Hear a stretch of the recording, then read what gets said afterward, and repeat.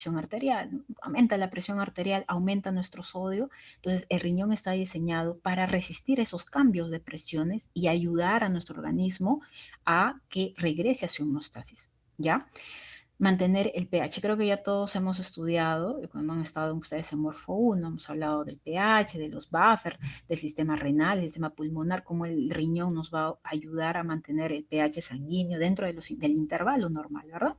Entonces, eso también lo vamos a estudiar ahora, lo vamos a estudiar en la parte renal, ¿no? Vamos a volver a estudiar ácido, equilibrio ácido-base, ¿ya? Porque el riñón, una de sus funciones es esa. La función metabólica, ¿no? El riñoncito va a cumplir funciones en el caso, por ejemplo, de regulación de los carbohidratos, en el caso de la glucosa. Acuérdense que tenemos un porcentaje, ¿no? Más o menos el 10 a 20% de la gluconeogénesis que se va a producir en el riñón, una función metabólica, ¿verdad? La función endocrina, la producción de qué? Hormonas, pues, ¿no? Entonces, vamos a ver que el riñón me va a ayudar a formar hormonas importantes como la eritropoyetina, perdón, como la eritropoyetina, ¿no? Para estimular la producción de los eritrocitos, ¿ya? Eso va a trabajar directamente, es una hormona que va a viajar por la sangre y se va a ir a la médula ósea, ¿ya? Para aumentar la producción, ¿no? De los eritroblastos, la maduración más que todo de los eritroblastos, más que su producción. En la renina, la formación de la renina por el aparato yuxtaglomerular, el sistema renina-angiotensina-aldosterona, y la conversión de la vitamina D a su forma activa, ¿no? Al calcitriol, ¿no? A la 1.25 dihidroxicolicalciferol, ¿no? Que en bioquímica seguramente ya lo han estudiado también, pero ¿qué sucede? Nosotros tenemos los mecanismos importantes para producir esa enzima en el riñón. Entonces, si yo tengo un problema renal, una insuficiencia renal, una enfermedad renal, un AQI, injuria renal, como ustedes lo pueden leer en los diferentes libros, también va a fallar mi función endocrina. Ese paciente no va a producir eritropoyetina, tiene más riesgo de sufrir de anemia. No va a poder producir o no va a tener una buena producción de, por ejemplo, de estimulación para la aldosterona. ¿Ya? Entonces la aldosterona me retiene sal, me retiene sodio. Entonces, ¿qué va a pasar? El paciente va a comenzar a eliminar sodio, va a comenzar a retener potasio, ¿ya? Y al retener potasio va a entrar a una hipercalemia, un inconveniente para el corazón, y no va a formar bien la vitamina D, ¿no? Entonces va a producir osteoporosis, osteopenia. ¿Ya? Entonces ahí, sabiendo las funciones del riñón, nosotros ya podemos ir viendo que si falla, qué es lo que podría producir en, en mi paciente, ¿ya? Muy bien, entonces, acá vamos a ver, la unidad funcional es la nefrona. ¿Cuántas nefronas vamos a tener? 1 a la 10 a la 6 por riñón. 1 millón de nefronas por riñón, chicos. O sea, 2 millones de nefronas tenemos. ¿Vamos a irlas perdiendo fisiológicamente por la edad? Sí, se van a ir perdiendo. Y si estás deshidratado, si no tomas líquido, ¿no? Si paras en una vida sedentaria, ¿no? Entonces vas a matar tus nefronas, perdón, y tus neuronas también, ¿eh? Pero tus nefronas con mucha más rapidez que, que, si, que si te hidrataras bien, que si consumieras sustancias que no dañen, ¿no? La parte renal, la parte hepática, bueno, y ese es otro tema y ustedes lo van a ver también cuando lleven, o quizás lo están viendo en farmacología, ¿ya? Entonces, como les mencionaba, ¿ya? Nosotros vamos a tener dos tipos de nefronas. Las nefronas corticales, ¿ya? Estas son las nefronas corticales. Fácil, ¿por qué digo cortical? Porque van a estar acá, pues, ¿no? En la corteza. Mira, la mayoría, casi todo de la nefrona va a estar en la corteza. Solamente un poquito va a estar en la parte eh, va a estar en la parte medular, ¿no? Entonces las nefronas corticales son cortas y sus asas van a ser bastante superficiales. Y por otro lado, vamos a tener las nefronas medulares que solamente van a ocupar el 20%. Y si ustedes se dan cuenta, sus asas son largas, ¿verdad? Van a llegar hasta acá, hasta abajo, llegan sus asas, ¿no? Y acá van a ver que estas nefronas medulares justamente se llaman medulares porque sus asas van a ocupar toda la parte de la médula. Las funciones van a ser distintas, ¿ya? Las nefronas corticales básicamente lo que quieren es filtrar y eliminar, ¿no? El agua, todo lo que nosotros consumimos. En cambio, la nefrona medular va a concentrar la orina. En casos, por ejemplo, ¿cuándo podremos concentrar la orina? Cuando estamos deshidratados, cuando hay una hemorragia. ¿Qué otra cosa es importante que ustedes puedan verlo acá? Y ya estamos en este dibujito que está bien bonito. Miren el asa, acá tenemos el asa de Henle, en donde vamos a ver que el recorrido del asa de Henle se da básicamente con unas arterias, ¿no? Que son ¿no? Se puede decir, la base, porque es arteria capilares, ¿no? Basa recta. Entonces, ¿para qué? Para que me ayude a concentrar la orina, ¿ya? Entonces, eso lo vamos a estudiar cuando hablamos de concentración urinaria, no se preocupen, pero quiero que ya lo vayan viendo, ¿ya? Entonces, tenemos nefronas corticales y nefronas medulares. ¿Qué otra cosa es importante para aprovechar el dibujito? Cuando nosotros hablamos de la cantidad de nefronas, estamos hablando que las corticales son más, 80%. ¿Ya? ¿Eso qué significa? Que la mayor cantidad de sangre, ¿dónde va a llegar?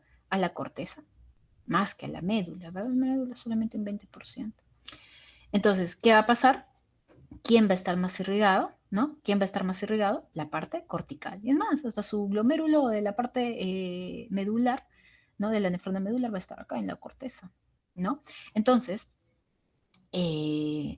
la mayor cantidad de oxigenación, ¿no? Que vamos a tener va a estar en la corteza. Y también vamos a tener oxigenación en la médula, pero va a estar, la médula va a vivir como que en medio de un proceso hipóxico, isquémico. Y es más, acá se necesita más oxígeno. ¿Por qué? Porque acá vamos a tener unas bombas que me van a ayudar a concentrar la orina, pero esas bombas necesitan ATP y van a gastar, ¿ya? Van a gastar energía. Y para tener energía necesito oxígeno, pues. Entonces, estas basas rectas me van a ayudar a eso, a traer el oxígeno que necesito, ¿ya?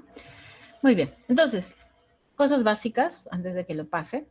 Acá tenemos la arteriola aferente, la que llega, forma el glomérulo, arteriola eferente, ¿ya? Cápsula de Bowman, ¿no? Acá tenemos los túbulos, el túbulo contorneado proximal, el asa de Henle, la parte descendente, la parte ascendente, la parte gruesa. Tenemos el túbulo contorneado distal, que si se dan cuenta va a tener contacto, y es así, va a tener contacto con, sobre todo, la arteriola aferente y con el mesangio para formar el llamado aparato yuxtaglomerular, ¿ya?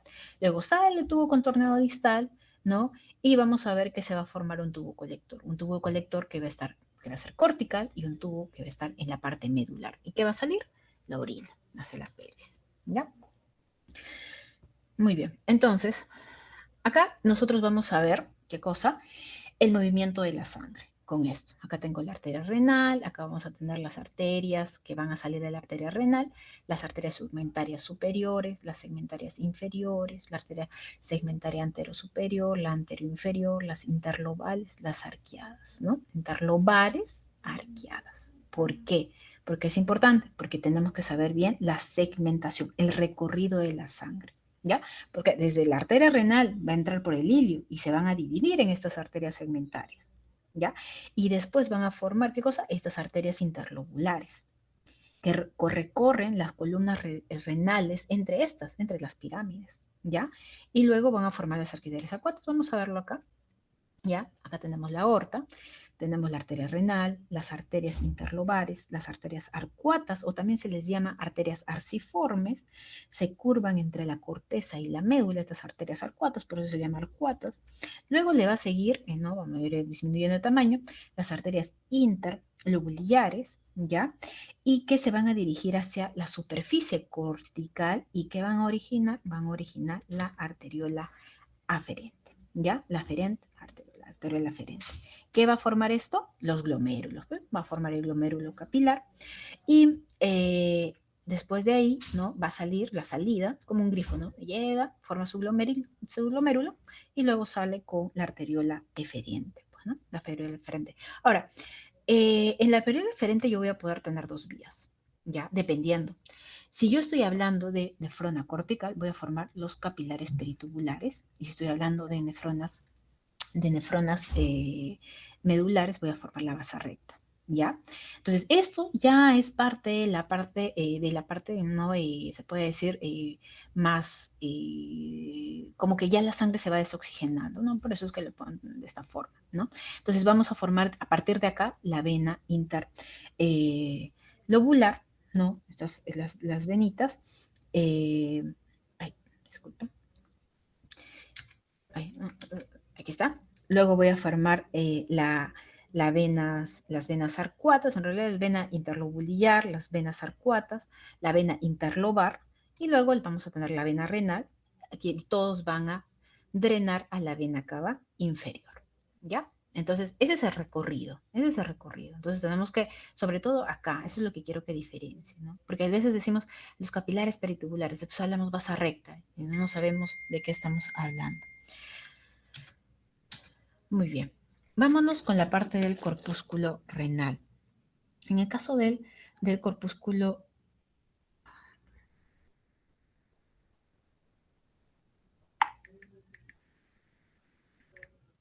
Ya, disculpen, es que estoy en el hospital y están que me hablan por todos lados. Ya. Muy bien. Entonces, el corpúsculo renal, chicos, conózcanlo, ¿no? Es bonito el corpúsculo renal. Ustedes han visto que existe, ¿verdad? Su arteriola aferente, su glomérulo y tenemos la cápsula de Bowman. Entonces, cuando hablo de corpúsculo renal, estoy hablando de lo que lo va a formar el glomérulo y la cápsula de Bowman. Eso es la definición de corpúsculo renal, ¿no? ¿Cuál va a ser la función? Filtrar el plasma sanguíneo para iniciar la formación de la orina. Entonces, yo quiero que vean acá las células, bonito se ven las células acá, ¿no? Miren, acá tenemos la arteriola aferente, ustedes seguramente ya lo van a ver en histología, y que va a formar, ¿no? Van a formar sus enrollados, ¿verdad? Que van a ser el glomérulo, pues, ¿no?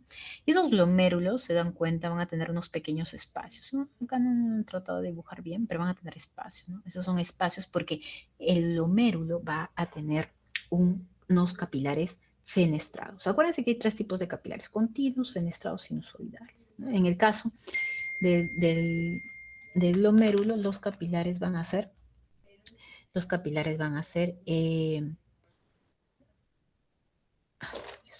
ya, los capilares van a ser fenestrados.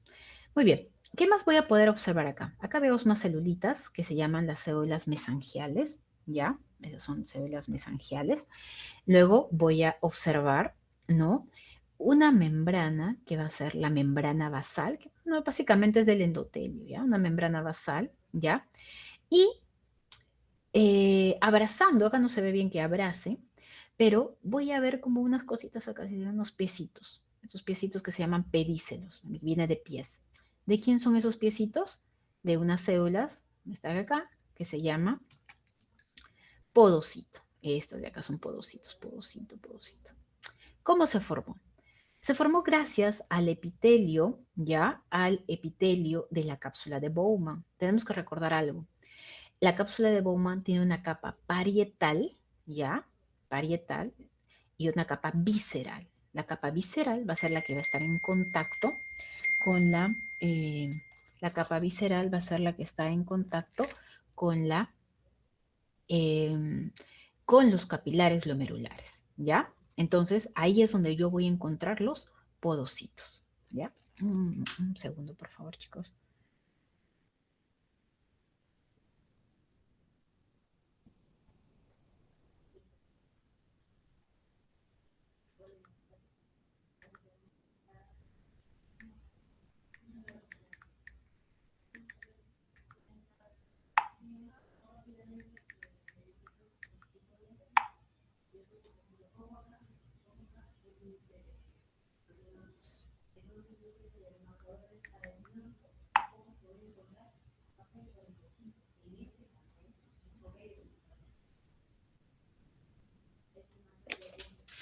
Ya.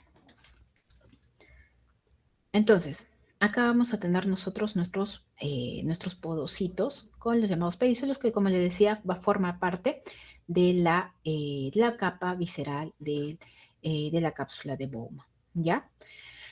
Muy bien, después de acá, la cápsula de Bowman le van a salir células, pero ya mírense que las células cambian de forma para formar los túbulos, ¿no? Los túbulos de la nefrona, ¿no? Que comienza con el túbulo proximal. ¿Qué otra cosa puedo ver acá que me está ayudando este gráfico? Estas células que van a ser células mesangiales también, ¿no? Pero van a ser extraglomerulares, son intraglomerulares, ¿no? Porque están dentro del glomérulo, pero hay células mesangiales que son extraglomerulares, ¿ya? Y acá yo voy a tener el túbulo contorneado distal. Este túbulo contorneado distal va a estar, vamos a ver que, acá está, va a estar en contacto con estas células, con la arteriola aferente, y van a cambiar, ¿verdad? Cambian, sus células van a cambiar, van a especializarse en ser sensores, en ser quimiorreceptores, sobre todo el sodio, ¿ya? ¿Para qué? Para que me ayuden a producir renina. Entonces, junto con la mácula densa, junto con las células mesangiales y junto con las células que van a estar en la arteriola aferente, me van a formar el aparato yuxtaglomerular. ¿Ya? Entonces, eso es lo que me va a formar el aparato yuxtaglomerular. Muy bien. Entonces, el glomérulo, nosotros vamos a tener acá nuestro glomérulo. El glomérulo, como le dije acá, se compone por una madeja de capilares fenestrados. ¿Cuántos más o menos ascitas? O sea, ascitas de estos son ascitas, ¿ya? Esta va a ser más o menos de 10 a 20 asas capilares, ¿ya?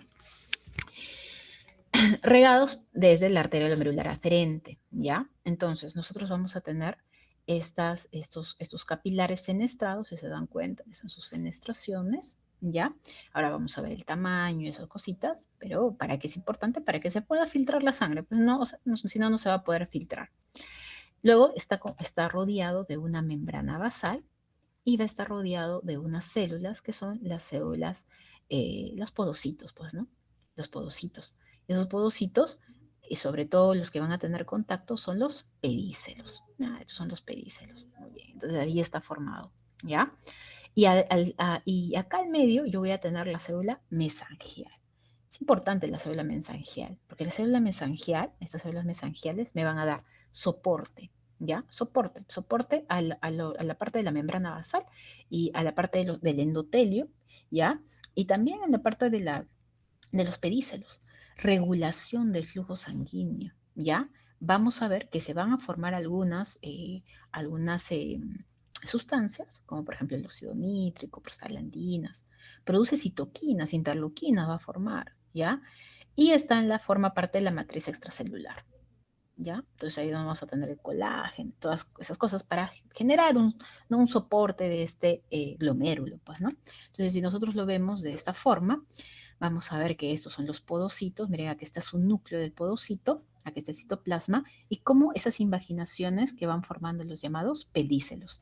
Acá se dan cuenta, acá en esta partecita de acá que estoy rayando, esa es la membrana basal, eso es para con una microscopía electrónica, y acá adentro estamos, este es el capilar, pues, ¿no? De células endoteliales, y se dan cuenta, esas células endoteliales tienen unos huequitos, ¿verdad? Eso es el endotelio que está fenestrado, ¿ya? Muy bien, entonces, el glomérulo permite mantener una presión hidrostática elevada, aproximadamente 60 milímetros de mercurio. ¿Para qué? Para favorecer la filtración. Ahora vamos a ver cuáles son las fuerzas necesarias para que se dé la filtración, porque hay fuerzas, ojo, que van a contrarrestar la filtración. Entonces, gracias a la fuerza que tiene la presión arterial, el flujo sanguíneo renal, voy a tener una buena filtración glomerular. ¿Ya? Entonces así quedan, chicos, ¿no? Así, los podocitos se están abrazando a la parte de las asas capilares que forman el glomérulo, eh, y es básicamente eso, va a ser la barrera de filtración glomerular. Uy, no quiero avanzar.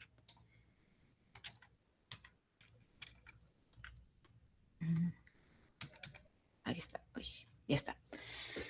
Entonces, si yo hago un corte, ¿verdad? Hago un cortecito transversal acá, yo voy a poder observar esto de acá. Célula endotelial, ya, célula endotelial, ¿no? Luego voy a tener los poros capilares, ya estos poritos, una membrana basal, importante, menciono la membrana basal glomerular porque es importante, ¿ya? Porque vamos a ver que sus componentes eh, van a servir para ayudarnos a mantener bien la filtración glomerular.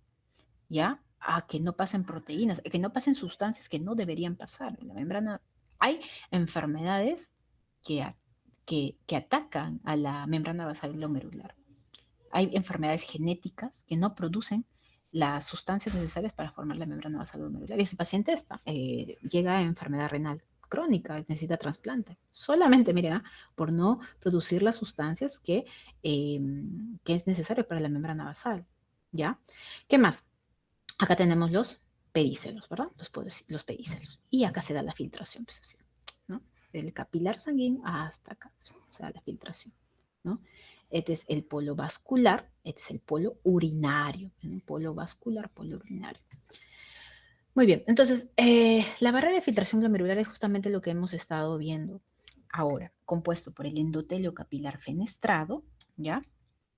Por la membrana basal glomerular y por los podocitos que hemos dicho que es el epitelio visceral de la cápsula de Bowman. ¿No? ¿El resultado cuál va a ser? La filtración glomerular. Eso es lo que queremos, ¿no? Así sale, gracias a su barrera, o sea, comienza a filtrar, ¿no? Entonces, ¿libre de qué? Libre de proteínas, libre de elementos celulares, ¿ya? Y por más que se pueda filtrar, ojo, la filtración va a ser un ultrafiltrado isotónico, o sea, se va a parecer a lo que tenemos en el plasma, ¿ya? O sea, al sodio, a todos los electrolitos. Y se va a ir modificando mediante va avanzando el túbulo, porque voy a estar resorbiendo sodio, resorbiendo potasio, secretando hidrogeniones, y urea, etcétera. Entonces se va a ir modificando, ¿ya? Aquí está. Miren, este es el espacio urinario, este es la plus capilar. Y acá tenemos los pedícelos. Este es el pedícelo, un pedícelo, otro pedícelo, otro pedícelo. Membrana basal, fenestraciones, ¿verdad? Estas son las fenestraciones capilar de los capilares, ¿no? Y acá, membrana basal glomerular. ¿Esta de qué es esta de, doctora? Esta es importante, esta es el diafragma, ¿ya? El diafragma. ¿Ya? ¿Se dan cuenta? Los espacios van a ser distintos. Este espacio va a ser distinto. Normalmente este espacio va a ser más grande que este espacio, ¿ya? Entonces va a haber sustancias que pueden pasar este espacio. Pasan. Uy, pero acá es muy chiquito, ¿no? Tamaño. Entonces, ¿qué es lo que me va a ya ir diferenciando lo que se filtra y lo que no? El tamaño. Una de esas cosas, tamaño. Pero no solamente tamaño. Vamos a ver que la carga también es importante, ¿ya? A ver, entonces, ¿quiénes forman parte de la barrera de filtración? Endotelio, ¿verdad? Permite el paso libre del plasma, ¿verdad? Aguas solutos que retienen células sanguíneas, o sea, es decir, tú no puede pasar eritrocitos, no puede, o sea, ya, o sea, no debería. No podemos ver en el sedimento urinario una, dos, no, ya, se puede ver, pero a uno que se escape, pues, ¿no? Pero no puede haber muchos, pues, ¿no? Eso está mal, ¿ya? Entonces, los poros que van a tener aproximadamente son de 70 a 100 nanómetros, se dice ya, en este endotelio fenestrado, ¿ya? Entonces, una de las funciones, antes que me olvide también acá, en estas fenestraciones, ¿verdad? Es que estas células endoteliales, ¿ya? Pues son células endoteliales, van a tener una carga negativa, ¿ya? En su superficie, pues, ¿no? Como por ejemplo glucoproteínas como el aparansulfato, son glucoproteínas que le dan esa carga. ¿Qué va a pasar? Viene una proteína, acá bien feliz, viene la proteína, quiere pasar, acuérdense, las proteínas tienen carga negativa. ¿Quiere pasar? Uy, se encontró con la carga negativa del endotelio. Lo repele, pues no, chao proteína, no vas a pasar, ¿ya? Entonces, la carga negativa es importante. Ya hemos visto, para que pueda filtrarse algo, tiene que ser tamaño y carga. ¿No? Está bien, entonces tienes un buen tamaño, pero si tienes carga negativa, no vas a pasar. ¿Ya? Lo otro es, la otra que forma parte de esta barrera es la membrana. Pues, ¿no? Esto es membranita, esta membrana basal glomerular. Es un filtro principal, impide el paso de las macromoléculas grandes. O sea, mayor de 70 kilos de alto, ¿sabes qué? No vas a pasar. ¿Ya? Y su carga negativa, esta también tiene carga negativa, ojo, ahorita vamos a ver quiénes le dan la carga negativa, también evita el paso de proteínas. Y por último tenemos el epitelio visceral de la cápsula de Bowman, ¿no? Los podocitos. Muy bien, entonces, como les mencionaba sobre el endotelio, les decía, ¿no? A los poros miren tanto de acá, y vamos a tener, ¿no? Que en su superficie cargada de glucoproteínas polianionas, como la podocalixina, y también el sulfato de paran, que le van a dar esa negatividad, ¿no? Entonces, el endotelio glomerular es la primera capa de la barrera de filtración renal, ¿no? Entonces, ¿qué va a permitir? Una filtración rápida, selectiva del plasma, que evite que por estas fenestraciones pasen células y proteínas, ¿no? Miren las fenestraciones que tiene el glomérulo, qué bonito se ve en la microscopía. ¿Ya? Ahí está. Esta es la parte de las fenestraciones del endotelio. ¿Ya? Entonces, algunos libros les van a decir entre 50 a 100 nanómetros, de 70 a 100 nanómetros. Para el examen nos guiamos de 70 a 100 nanómetros. ¿Ya? 70 a 100 nanómetros. Muy bien. Lo otro que tenemos es la membrana basal glomerular. En la membrana basal glomerular, me dan, antes de continuar membrana basal glomerular, me dan 2 minutos, por favor. Ahorita voy. Ahorita regreso. Pase.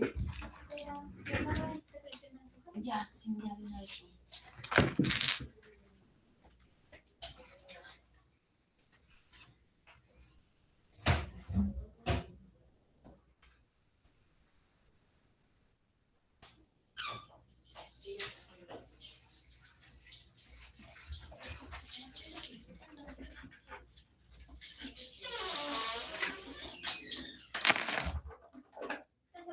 Ay, gracias. Por si acaso, hay alguien está mal, ¿sabes? Gabriel está atrás con Gabriel. Sí, porfa. Gracias. Hola, ¿qué tal? Disculpe. Ya. Eso es en la oficina de la doctora Andrea, ¿no? Sí. Ya, me voy quedando entonces con el de atrás, con el amarillo.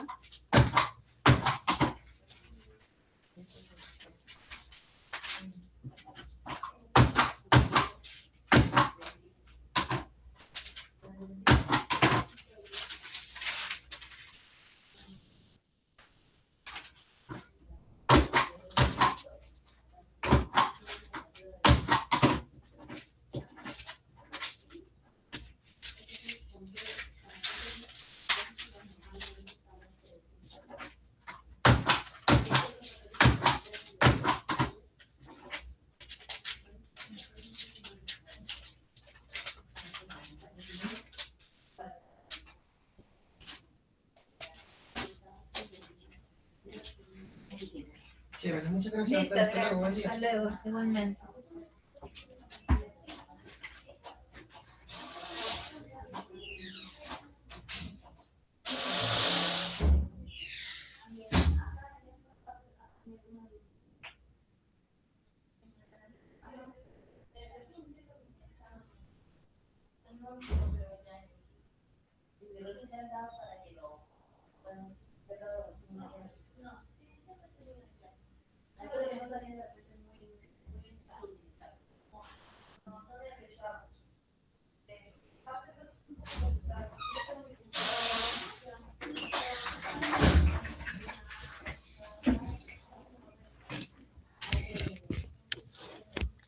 Ya, listo. Solamente me confirman si se me escucha, por favor. Sí, se lo escucha, doctora. Ya, listo. Muchas gracias, chicos. Ya, entonces seguimos. A ver, seguimos con la parte de la membrana basal glomerular. Entonces, vamos a darle un poquito más en profundidad, ¿ya? La membrana basal glomerular va a ser una barrera, pero es una barrera trilaminar, y eso quiero que lo vean acá, les voy a enseñar. Aquí está, esta es la membrana basal glomerular, ¿ya? Entonces, es una barrera trilaminar, va a tener láminas, la lámina rara externa, la lámina rara interna, que va a estar en la parte glomerular, la lámina rara externa, que está en contacto con la parte de los pedícelos, y la lámina densa. Cada una va a tener, ¿no? Algunas sustancias que van a ayudar a la formación de esta membrana. Y tienen que acordarse. Por ejemplo, la lámina densa va a estar compuesto por colágeno tipo 4, chicos. ¿Ya? Hay enfermedades, como les decía, genéticas, que va a hacer que no se forme este colágeno tipo 4, o por lo menos no se forme mutaciones que van a ser ligadas al sexo, por ejemplo, que no se forme estos colágeno tipo 4 y lamentablemente el paciente tiene proteinuria, llega a una enfermedad renal, necesita trasplante. O hay enfermedades que ya uno nace bien, pero a la larga, en la adultez, puede generar anticuerpos contra el colágeno tipo 4. ¿Dónde está? En la lámina densa. Tenemos laminina, fibronectina, proteinglicanos, ¿ya? Y abundancia, sulfato de parán, que también lo encontrábamos en el endotelio, ¿se acuerdan? Ahí también lo vamos a encontrar, ¿no? Entonces, eh, en la lámina rastre también voy a tener fibronectina, laminina, ¿no? Que van a ayudar a los pedícelos y a las células a conservar su unión en la lámina. Ahorita vamos a ver cómo se une, ¿ya? Porque sí, en el caso de la composición molecular, ¿no? Estamos hablando de estas proteínas como la laminina, fibronectina, proteinglicanos, ¿no? ¿Por qué? Y con el sulfato de parán, porque le van a dar, ¿qué cosa le hemos dicho? Su carga negativa. ¿Ya? Negativa. Esa es la importancia. Poseen carga negativa. Entonces, es un filtro físico, sí, físico, es una membrana, pues, ¿no? Pero también es un filtro eléctrico selectivo, ¿ya? Como dice acá, filtro físico y eléctrico selectivo. Impide macromoléculas grandes, más o menos de 70, como dijimos, mayores de 70 kilodaltons, ¿no? Grandes, no van a pasar, ¿ya? ¿Quién tiene más o menos 70 kilodaltons? Un poquito más, la albúmina, ¿ya? Van a haber algunas un poquito más pequeñas, pero la albúmina en general, 70 kilodaltons. Pero básicamente, en el caso de la albúmina, lo que más va a ayudar a repeler, ¿no? Es la carga. La albúmina tiene carga negativa, entonces por más que quiera pasar, no debería. Pues, si yo tengo correcto, mi membrana basal está bien bonita, mi membrana basal, mi colágeno, con todo, no debería, pues no debería pasar. ¿Ya? Y por último tenemos el epitelio visceral de la cápsula de Bowman, los pocitos, pues, ¿no? Estas cositas ahí, estas celulitas especializadas, ¿verdad? Que van a tener, ¿no? Que van a tener los llamados pedícelos. Pedícelos de primer orden, ahorita vamos a ver, es membrana basal. Endotelio, es el podocito. Esta es una prolongación de primer orden. Vamos a tener prolongaciones. Estoy por aquí. Voy a sacar material. Ya. Vamos a tener prolongaciones de... Ay, no quiere pasar. Ya, prolongaciones de segundo orden o los llamados pedícelos, ¿verdad? Estas prolongaciones de primer orden son los más grandecitos y las prolongaciones de segundo orden son los llamados pedícelos, que son los que van a abrazar, ¿no? Van a abrazar a la membrana basal y van a abrazar a la parte del endotelio, pues, ¿no? Acá lo tenemos, ya. Entonces, eso ya lo hemos estudiado. Van a formar una hendidura que se llama la hendidura diafragmática de filtración o el diafragma, ¿ya? Ahora, este diafragma, para que se forme así todo bonito y todo, va a tener que estar formado por proteínas, ¿ya?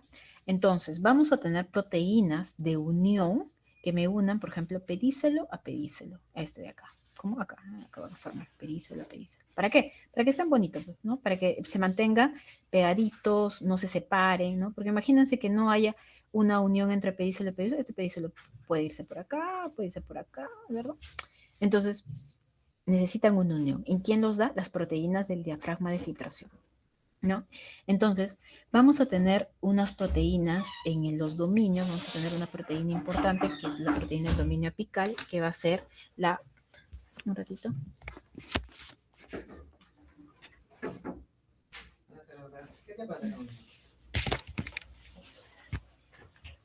Vamos a tener a la podocalixina, ¿ya? Este es el dominio de la parte apical, ¿ya? Entonces, la podocalixina es una proteína de membrana, es polianiónica, que va a cumplir varias funciones, pero una de las más importantes es mantener la carga negativa glomerular, ¿ya? Para repeler las proteínas. Miren cuántas sustancias tenemos que van a tener carga negativa para repeler, ¿no? Las proteínas que se van que pueden pasar, ¿no? Entonces, miren, tenemos la podocalixina, ¿no? Entonces, si disminuye la podocalixina, entonces simplemente voy a tener un paso de proteínas. ¿En dónde se da eso? En glomerulosclerosis. en glomerulosclerosis, en glomerulonefritis, problemas del glomérulo, focal y segmentaria, por ejemplo, ¿no? Va a haber problemas también, o sea, no solamente que porque hay podocalixina mala o está correcta, no voy a tener algún problema en el paso de proteínas. Va a haber otras proteínas que también pueden fallar o disminuir y me puede generar proteinuria, ¿no? Entonces, hay síndromes, por ejemplo, el síndrome nefrótico de cambios mínimos, que normalmente le dan los niños, y ese síndrome es bastante, se puede decir, es un síndrome benigno, en donde se le da tratamiento, corticoides y pasa. Ahí, por ejemplo, la podocalixina no sufre ningún tipo de problema, ¿ya?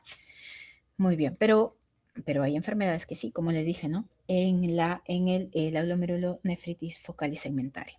Entonces, este es el dominio apical, ¿no? Este es el dominio apical. Importante, ¿cuál es la proteína importante? La podocalixina. Ahora vamos a tener el otro dominio, que es el dominio de diafragma de filtración. En el dominio de diafragma de filtración acá sí van a tener vamos a tener bastantes proteínas importantes, ¿no? Entonces, ese dominio va a pertenecer entre pedicelo y pedicelo, ¿no? Entonces van a formar hendiduras más o menos de 25 a 60 nanómetros. ¿Por quién va a estar cubiertos? Por estas proteínas. Acá tenemos la podocina, la nefrina, ¿ya? La P-caderina, ¿ya? Vamos a tener al NEF1, al CD2AP. Lo que les estoy mostrando son las más importantes, ojo. Nefrina, podocina, ¿ya? La CD2AP, ¿ya? Entonces, sobre todo ese ensamble, ¿no? Este complejo estructural y funcional del diafragma que va a estar formado por nefrina, podocina, CD2AP, ¿no? ¿A dónde se van a conectar? Sobre todo se van a conectar acá, a la actina, ¿ya? A la actina. Entonces, más o menos, como les dije, 25 a 60 nanómetros aproximadamente. Si hablamos de Armstrong, ese tamaño del poro va a ser entre 40 a 140 Armstrongs, ¿ya? Vamos a ver que es un poco menos de la permeabilidad que tiene el endotelio. El endotelio vamos a más o menos 700 Armstrongs aproximadamente. Ahora esto es más pequeñito, ¿ya? Entonces, va a poder existir alteraciones en algunas proteínas, ¿no? De la nefrina. Por ejemplo, las proteínas de la nefrina tenemos el NEF1 o la podocina, que también se les llama el NEF2, ¿no? Entonces, acá, ¿no? El NEF2, el NEF1 me van a provocar síndromes nefróticos congénitos. Y ya, pues el paciente, lamentablemente, este pacientito va a tener una proteinuria severa y el paciente va a estar edematizado, ¿ya? Porque no voy a tener una buena presión oncótica. Y el dominio basal o el dominio de anclaje. Acá, importante, las integrinas, ¿ya? Sobre todo la integrina beta 1, ¿ya? La integrina beta 1, ¿no? Entonces, ¿cuál es la conclusión? Este diafragma de filtración me va a ayudar a generar una selectividad del paso de sustancias, sobre todo ¿de qué? De las proteínas, ¿ya? Muy bien, entonces acá ya les dejo estas proteínas para que lo lean, bonito, está en su casa, con su cafecito, ¿no? Está en su carro ahí, ¿no? Ya, para que puedan leerlo bien, ¿no? Entonces, importantes, Porque acá tenemos varias enfermedades que ustedes lo van a estudiar a lo largo de la carrera, los cuales se altera la podocina, la nefrina. Entonces, lamentablemente este pacientito va a tener filtración de proteínas, ¿ya? Y va a tener un síndrome nefrótico que a la larga va a llevar a una enfermedad renal crónica, pues, ¿no? Y va a necesitar trasplante, ¿ya? Porque muchas veces son congénitas, ya no se puede hacer nada. Muy bien, ahora, en el caso de la función renal, pues, ¿no? Ya ustedes lo saben, pues, filtración, reabsorción, secreción, excreción, pues, ¿no? Entonces, todo eso va a ser a partir de la arteriola aferente, ¿no? El glomérulo, llega al glomérulo, se filtra, todo pasa acá, bien bonito, ultrafiltrado. Luego se va por la arteriola eferente, ¿no? Y va, no, hay cosas que se filtran y dicen, no, yo no puedo irme, tengo que regresar, porque yo soy importante. ¿Quién? Sodio, algunos aminoácidos, ¿no? Que han pasado, ¿no? Aminoácidos que han pasado. Glucosa, pues, ¿no? Tiene que regresar, ¿no? No me puedo ir. Y hay algunos que dicen, bueno, ya pasé, o algunos que no han pasado y tienen que buscar otro lugar para pasar, porque se tiene que eliminar, ¿no? Entonces, a esto le llamamos secreción.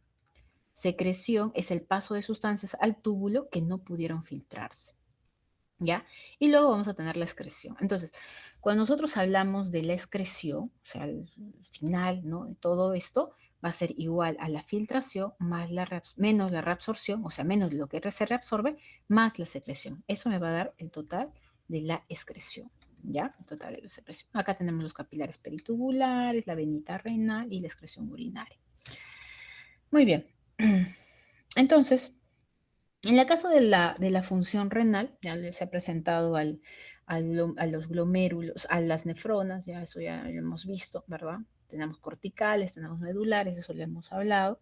Entonces, simplemente cuando digo una persona, no estamos en el hospital, tiene buena función renal. ¿Qué quiere decir cuando dice tiene buena función renal?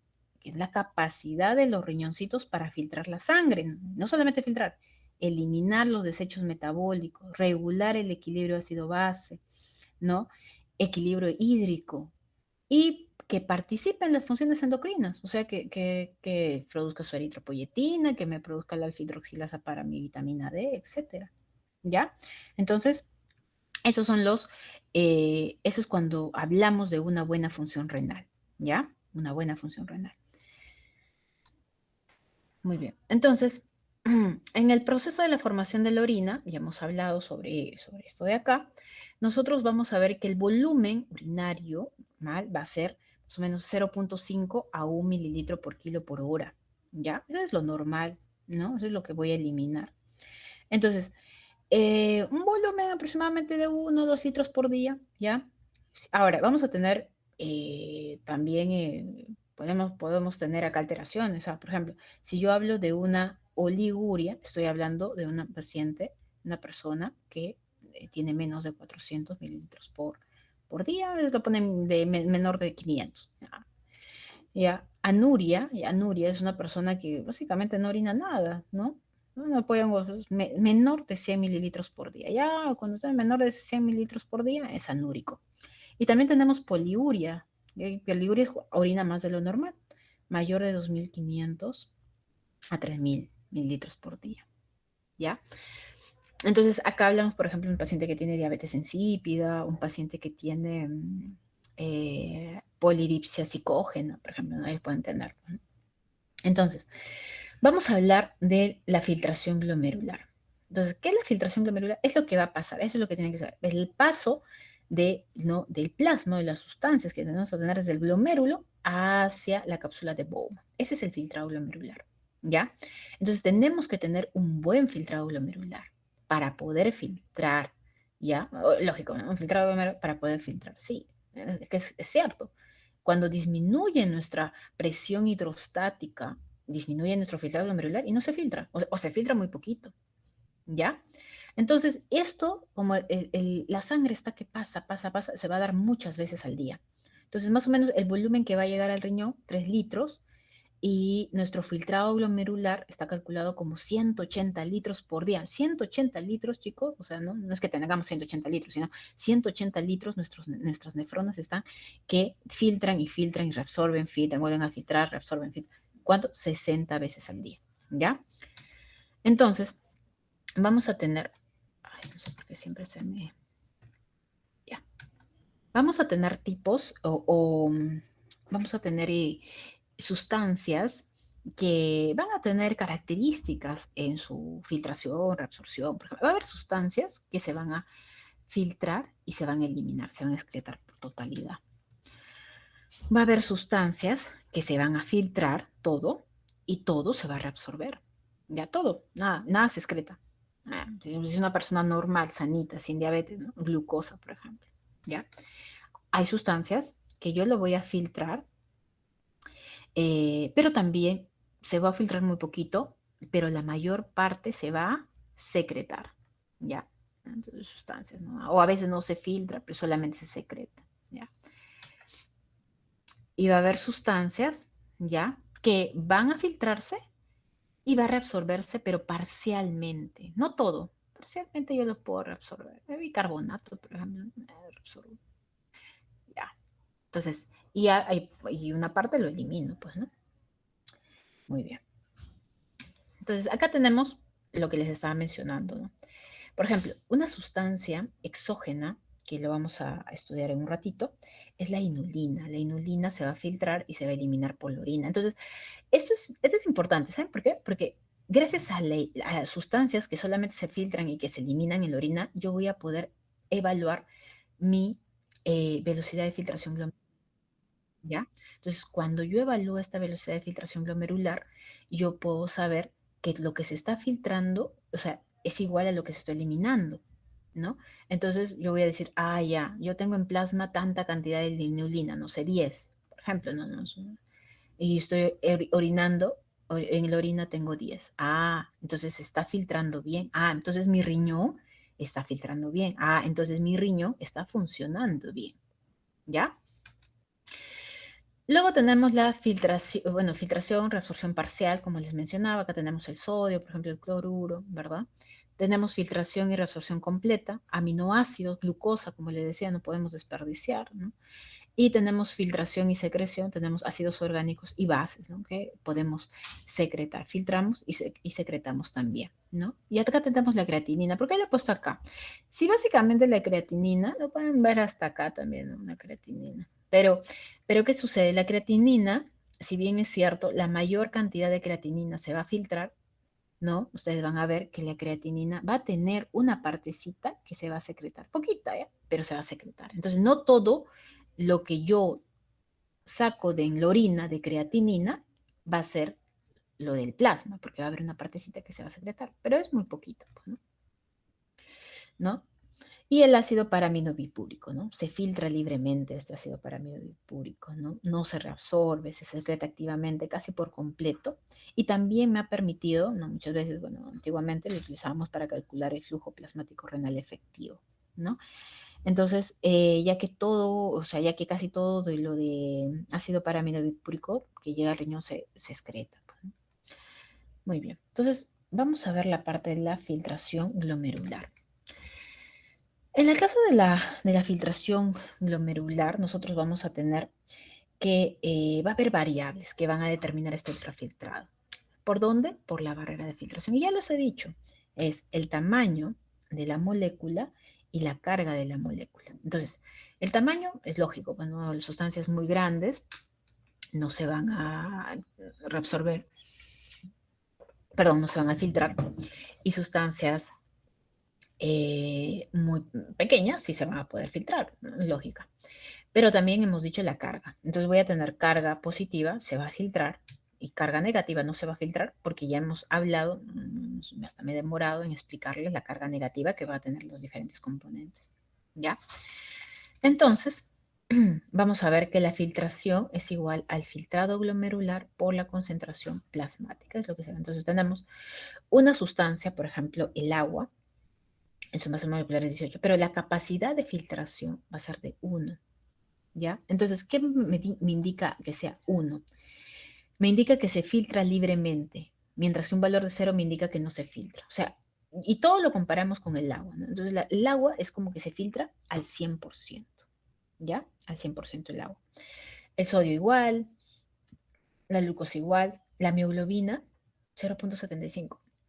¿Qué quiere decir? Que la mioglobina se va a filtrar al 75% en relación al agua, que es el 100%, ¿ya? Y la albúmina, mira, se filtra 0,000. O sea, lo que está más cerca a 0 me indica que no se filtra, ¿ya? Entonces acá voy a tener las presiones que son importantes para poder determinar la filtración glomerular. Entonces, la filtración glomerular va a depender del equilibrio entre tres presiones principales, ¿ya? Tenemos la presión hidrostática glomerular, la presión coloidosmótica glomerular y tenemos la presión de la cápsula de Bowman. Ya. Eso lo tenemos que entender sí o sí. ¿Por qué? Porque de esto va a determinar cuánto yo voy a filtrar, ¿ya? Presión hidrostática glomerular. La presión hidrostática es la presión de líquido, así lo tienen que tomar, presión de líquido, esa fuerza de líquido.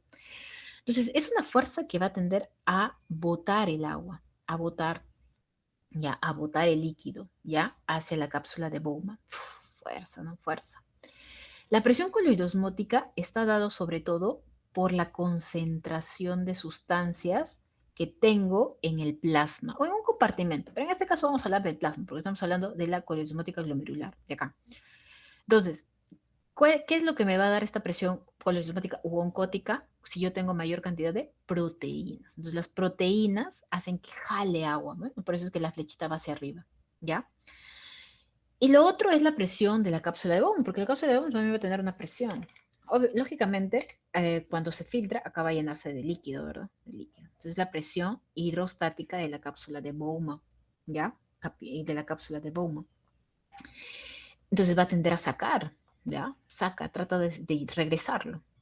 Y doctora, ¿pero qué falta? La presión oncótica, ¿verdad? La presión oncótica o coloidosmótica de la cápsula de Bowman. Pero no hay, pues, ¿no? ¿Por qué no hay? Porque no debe haber, pues. ¿Por qué no debe haber? Porque hemos dicho que las proteínas no deberían filtrarse. Y como no deben filtrarse, acá no debería haber proteínas, o sea, no debe haber proteínas, ¿ya? Es por eso que solamente vamos a tener estas tres fuerzas, ¿ya? Y la presión hidrostática es la mayor, pues no es la que me va a ayudar a que yo pueda filtrar, porque esas me van en contra, pues se me va en contra y esto también se me va en contra, ¿ya? Muy bien. Entonces vamos a tener los marcadores de la filtración glomerular y vamos a ver que existen. Primero, tenemos que ver, desde el corazoncito va a llegar el gasto cardíaco, 5 litros, ¿verdad? No, los 5 litros no pasan por ahí. Llega al riñoncito el 20%, 650, ¿no? Más o menos, perdón, 1200 mililitros, el 20% es 5 litros. Pero yo no filtro, ¿no? Toda la sangre, ¿no? O sea en el sentido de que no va a pasar elementos formes, ¿no? Entonces solamente tengo el plasma. Entonces saco el filtrado plasmático renal. Eso va a ser también más o menos el 20%, 650 mililitros. ¿Ya? Ya. De esos 650 mililitros, lo único, ¿no? Lo que va a pasar, la fracción de filtración de estos 650 va a ser el 20%. Este 20% va a ser la fracción de filtración, acá lo voy a poner, ay, se me fue la fracción de filtración, el 20%, ¿ya? Y de ese 20%, nosotros vamos a ver que la filtración glomerular va a ser, entonces, de 650 del plasma total, o sea, el plasma total que va a estar acá, lo único que se filtra va a ser 125, el 20%. Lo demás se va a ir, ¿ya? Lo demás se va a ir, ¿ya? Entonces, mi filtración glomerular normal va a ser 125. Va a oscilar entre. De estos 125, chicos, va a pasar a 125. ¿Cuánto voy a resolver? 124 mililitros por minuto. ¿Y cuánto voy a eliminar? Lo que resta, pues, 1 mililitro por minuto. Entonces son valores que ustedes tienen que aprenderse, que tienen que saber, ¿ya? ¿Cuánto es mi fracción de filtración? Lo que se filtra, de lo que se va a filtrar, de mi flujo plasmático renal, ¿no? Entonces, el flujo sanguíneo renal va a ser igual a la diferencia de presiones, ¿no? De mi arteria con mi vena sobre mi resistencia vascular renal total. Es de la ley de Ohm, ¿verdad? Ya ustedes lo hemos estudiado, bueno, lo han estudiado ustedes también en la parte de cardio. Es lo mismo, de ahí sale. ¿Ya? Entonces, tiene que haber una diferencia de presiones para que yo tenga un flujo. Si no hay diferencia de presiones, no hay flujo. ¿Ya? Tiene que haber. Entonces, mientras más sea mi gradiente, mayor va a ser mi presión, mi flujo sanguíneo. Y la fracción de filtración lo saco. Filtración glomerular sobre el flujo plasmático renal. El otro concepto es el KF. El KF en este caso va a ser 12.5, ¿ya? Entonces va a ser 12.5 mililitros. ¿De qué va a depender el KF? De la forma de mis capilares glomerulares, ¿ya? ¿Cómo son mis capilares glomerulares? Son fenestrados, ¿ya? Entonces, fenestrados, y además voy a tener alta cantidad de superficie de filtración. Voy a tener 2 millones de nefronas en los dos riñones, ¿ya? Voy a tener, entonces, eso mis capilares fenestrados y mi alta superficie de filtración me va a dar mi KF, mi coeficiente de filtración. Entonces, en todos los capilares no va a ser el mismo, ¿ya? ¿No? La mayoría va a ser menos, ¿no? Porque normalmente son capilares continuos.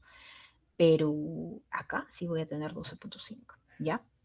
Entonces, el flujo sanguíneo renal es importante para todo, pero tenemos que mantenerlo para todo, ¿eh? Porque determinar indirectamente la tasa de filtración glomerular. Si yo tengo un flujo sanguíneo renal bajo, normalmente mi tasa de filtración glomerular también puede disminuir, indirecto, ¿ya? Modifica la reabsorción de solutos y el agua en el túbulo proximal, interviene en la concentración y dilución de la orina, aporta oxígeno, ¿no? Como todo flujo, pues, ¿no? El que llega al riñón, no solamente filtro, sino también me da el oxígeno. Hormonas a la nefrona, ¿no? ¿Qué hormonas van a tener que llegar, por ejemplo, la vitamina D para que se pueda hidroxilar, ¿ya? Luego libera sustratos para su excreción en la orina. Entonces, el flujo, como les venía diciendo, ¿no? La corteza renal se lleva todo, se lleva, mira, casi 90% del flujo en mi corteza. Pero la médula le deja poquito, ¿no? Médula 8. Y a la interna peor todavía, no 2%. Entonces, acá llega menos oxigenación, menos oxigenación. O sea, estas van a estar en una isquemia, ¿no? Van a vivir en isquemia, ¿ya? Y es más, y van a participar en la concentración de la orina. Por eso que les decía al inicio, ¿no? ¿Qué importancia tiene la médula para la concentración de la orina? Y acá, para concentrar, ustedes se van a dar cuenta cuando estudiamos, vamos a utilizar varias bombas de ATPasa, ¿ya? Vamos a necesitar varios transportadores eh, eh, que van a ser activos, o sea, transportadores transporte activo, pues, ¿no? Van a gastar energía, necesito oxígeno, ¿ya? Entonces, eh, pero va a tener menor flujo, pues, ¿no? Menor flujo de oxígeno porque justamente la mayor cantidad de flujo va a ser arriba en la corteza porque ellas son las que filtran. Entonces, por eso se da prioridad ahí. Muy bien. Entonces, justo lo que les venía diciendo de las fuerzas responsables de la filtración en la presión hidrostática, ¿se acuerdan que les decía? Es una presión fuerte, pues no 60, es la mayor. Entonces, yo voy a tener una presión de filtración neta, que va a depender de estas tres presiones, ¿ya? Va a depender de presiones que ingresan, que es la única, ¿no? Que es lo que va a ayudarme, y le voy a restar las que se oponen, pues, ¿no? La presión de la cápsula de Bowman y la presión oncótica glomerular. Estas dos le voy a restar. Y voy a tener una presión de filtración neta aproximadamente 10 milímetros de mercurio. En realidad vamos a tener una, eso, bueno, ya les expliqué, muchas animaciones, ¿ya? Un intervalo de 10 a 17, ¿ya? Vamos a encontrar, y eso está bien que lo haya puesto acá, en la literatura ustedes van a ver una PIG que se llama, esa es la presión coloidosmótica glomerular. La PIG es presión coloidosmótica, simplemente. Y lo que está a su costadito es de dónde se está hablando. G es glomérulo. C, ¿no? O acá EB, cápsula de Bowman. Entonces, por eso es que pongo presión de filtración neta es igual a la presión capilar glomerular, ¿no? Menos la presión de la cápsula de Bowman, la hidrostática, menos la presión oncótica del glomérulo. Esto es aproximadamente de 10 a 17. Muy bien, entonces vamos a quedar así. Vamos a borrar. Ya está. Entonces, va a quedar de esta forma, ¿no? Entonces la presión oncótica trata de sacar, ¿no? De la cápsula de la cápsula de Bowman, trata de retener el agua acá. La presión hidrostática de la cápsula, de la cápsula también me va a tratar de sacar el agua, ¿no? En cambio, la única que me ayuda es la presión sanguínea, que es la presión hidrostática glomerular. Ya, así se maneja. Entonces, ¿qué determina la velocidad de filtración glomerular? La velocidad, o sea, lo que se filtra. Esto, sobre todo, está directamente relacionado con esta presión de filtración neta, la suma de fuerzas hidrostáticas y coloidosmóticas de la membrana glomerular, ¿ya? ¿Y qué más? El coeficiente de filtración, ¿ya? Este coeficiente de filtración para nosotros es necesario para que se dé una buena filtración. Póngase que los capilares sean continuos. No voy a tener espacio, pues, ¿no? Mis glomérulos se van a hinchar, se van a comenzar a hinchar y no se va a filtrar. Y pasa, ojo, Hay problemas, hay problemas cuando se da la formación. Seguramente han escuchado el riñón poliquístico, ¿verdad? En el riñón poliquístico no se puede filtrar, ¿no? El pobre bebé nace con eso y se hincha, ¿no? Entonces se queda acumulando ahí y se forman como quistes, ¿no? Y lamentablemente es una enfermedad renal crónica, pues, ¿no? ¿Ya? Entonces es importante el coeficiente de filtración. ¿Ya? Entonces, el coeficiente de filtración lo saco como filtración glomerular sobre la presión de filtración neta. Ya les acabo de decir, no voy a ir repitiendo porque esto también sé que se van a aburrir, ¿no? Si repito, pero ya les dije, ¿no? Este coeficiente de filtración depende de la superficie que yo tengo, ¿no? Y de la permeabilidad, pues, ¿no? La superficie y permeabilidad, ¿no? Entonces, ahora, más o menos, la presión, por ejemplo, acá, ¿no? La presión de la arteria renal, la presión de la arteria renal va a ser de 100 milímetros de mercurio, ¿ya? ¿Y cuánto va a llegar, no? ¿Cuánto va a llegar? Imaginen, o sea, obviamente que va a haber, vamos a tener una resistencia acá, pues no, cuando llega, todo va a disminuir la presión. Entonces, cuando llega la cápsula de Bowman, no va a ser de 100, pues, ¿no? Va a ser de 60 milímetros de mercurio, ¿ya? Y cuando sale, la presión en la arteriola eferente va a ser de 18 milímetros de mercurio. Disminuye también la presión, pues no, acá se queda todo en la presión. ¿Ya? Entonces,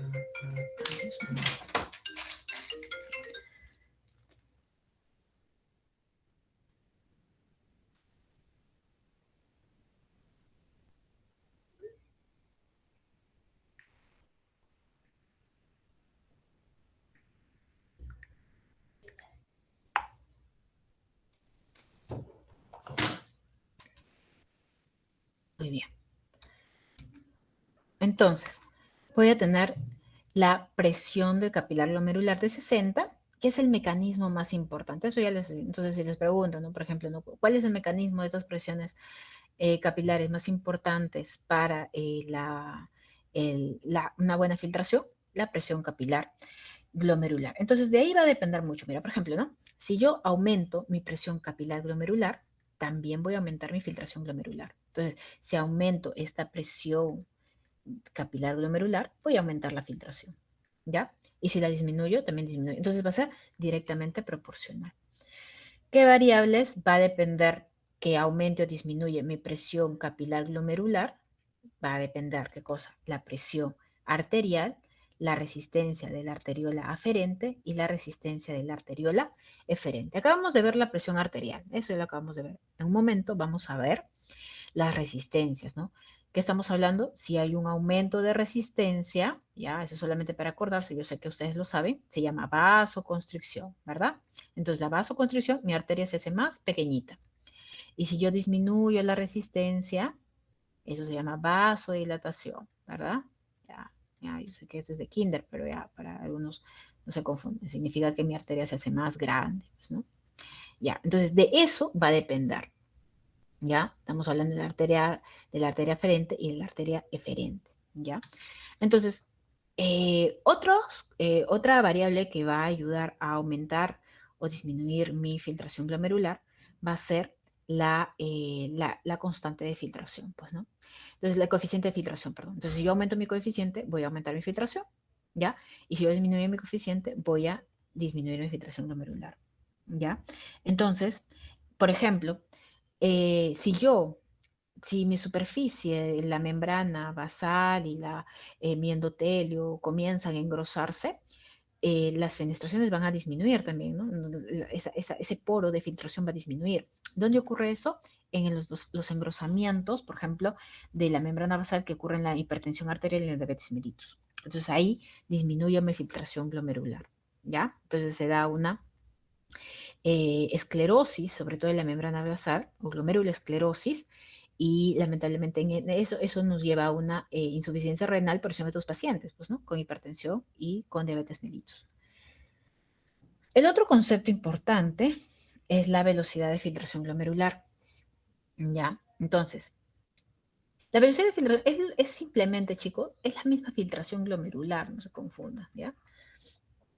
Pero yo lo voy a medir y lo voy a utilizar para medir la función renal. Equivale a la suma de las velocidades de filtración de todas las, ¿no? Necesidades de filtración de todas las nefronas funcionantes. Entonces, todas las nefronas se unen, un sol de valor que me da mi velocidad de filtración glomerular. Ya, todas las nefronas. Entonces, yo voy a utilizar varias sustancias, ¿ya? Puedo utilizar varias sustancias, se utiliza actualmente, ¿ya? Eh, algunas más exactas que otras, ¿ya? Para poder hallar esta velocidad de filtración glomerular. Entonces, vamos a borrar esto de acá.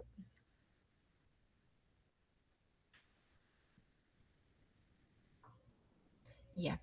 Velocidad de filtración glomerular es igual a la tasa de filtración glomerular, que es igual a la filtración glomerular. Estoy hablando, ¿no? ¿Por qué? Porque a veces yo digo filtración glomerular, pero no he dicho velocidad, entonces a veces se confunde. ¿Ya? Entonces, por ahora, vamos a ver, cuando digo filtración glomerular, estoy hablando de la velocidad de filtración glomerular. ¿Ya? Solamente que esto es la suma de todas las nefronas. ¿Ya? ¿Para qué me sirve? Para medir la función renal. ¿Cómo lo mido? Ya. O sea, una cosa es, ¿para qué se mide? Se mide para la función renal. ¿Cómo lo mido? Mediante el clearance o depuración o aclaramiento de una sustancia. Ya, yo elijo la sustancia. En este caso, voy a elegir, por ejemplo, la creatinina. Y voy a utilizar una fórmula, ¿ya? Entonces, esa fórmula, ¿no? Va a ser esta de acá, la de abajito, ¿no? Entonces, yo voy a tener una sustancia, por ejemplo, la creatinina, en plasma y voy a tener una creatinina o una sustancia en la orina. Entonces, yo voy a tener, ¿no? Eso lo voy a poner primero acá, ¿no? Voy a tener creatinina plasmática, en este caso creatinina, la X es la creatinina, puede ser otra sustancia, ¿ya? Puede ser inulina, ¿ya? Puede ser PA, por ejemplo, ¿no? Eh, y también voy a tener, ¿no? La sustancia en la orina, en este caso la creatinina urinaria.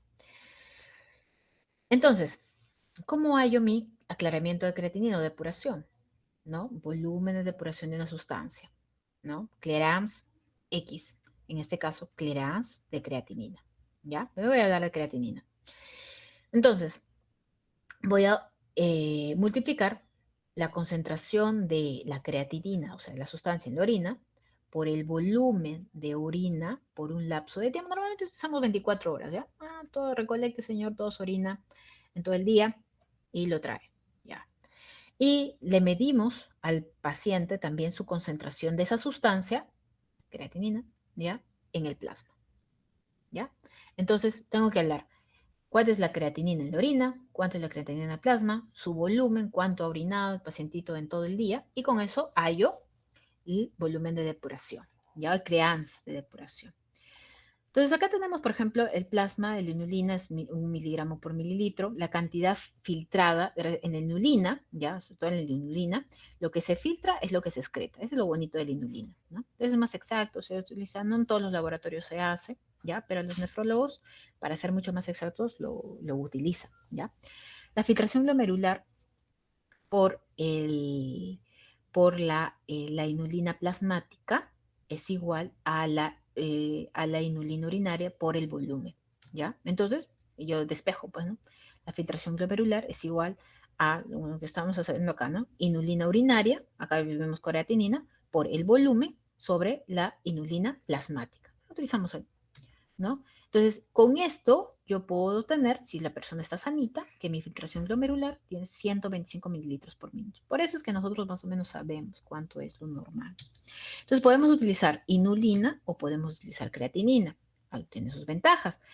Toda esta es más barata, nosotros lo producimos, es endógeno, ¿no? Del metabolismo muscular, ¿no?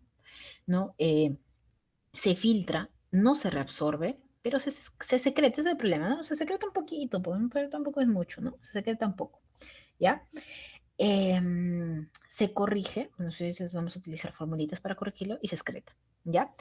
En cambio, la inulina es el marcador ideal, ¿no? Es el marcador ideal, es lo que todos quieren usar, pero no hay en muchos laboratorios. Es exógeno, o sea, le tenemos que dar al paciente, entonces le tenemos que dar la inulina, se filtra, no se reabsorbe y no se secreta, ¿ya? Por eso es ideal, ¿ya? Muy bien. Entonces, si por ejemplo nosotros manejamos la creatinina, ¿no? La creatinina, nuevamente repitiéndolo, es el producto final del metabolismo muscular, es derivado de la degradación espontánea de la creatina y de la fosfocreatina que nosotros tenemos en el músculo, ¿ya? Entonces es la que se puede decir que eso es el almacenamiento de la energía del músculo esquelético, ¿ya? Eh, Importancia, ¿no? Entonces, cuando nosotros eh, hablamos de la secreción o de la excreción de creatinina, perdón, de creatinina, nosotros vamos a ver que la creatinina vamos a utilizarlo o va a depender, no utilizarlo, va a depender la creatinina de la, de la de la persona, de la constitución, ahí está, de la constitución de la persona, de la masa magra, ¿no? Y también de la edad, ¿no? No va a ser lo mismo una persona, como estamos hablando del músculo, una persona que va al gimnasio, ¿verdad? Tiene una masa muscular un poco más prominente, una persona delgada, ¿verdad? Sedentaria, que su masa muscular está muy disminuida, ¿no? Entonces, es diferente, pues, ¿no? La creatinina. Entonces, la creatinina, nosotros vamos a ver que va a variar. Y también en el caso eh,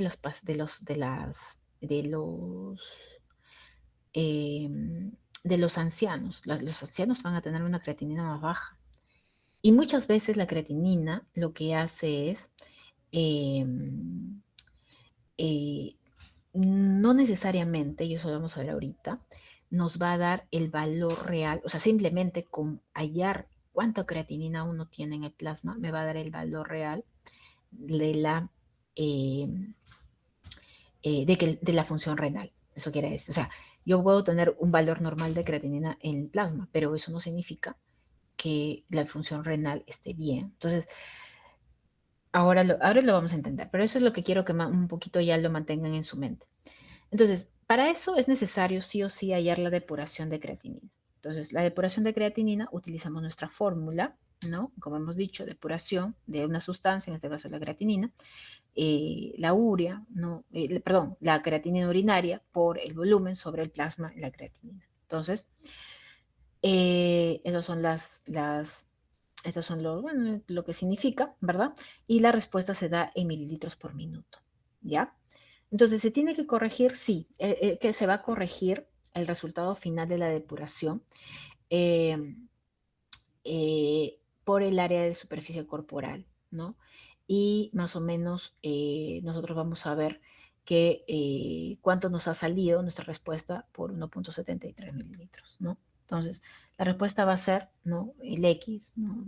¿no? Asociado a una superficie corporal de 1,73. Y más o menos los valores normales que vamos a encontrar va a estar entre 90 a 120 mililitros por minuto, ¿ya?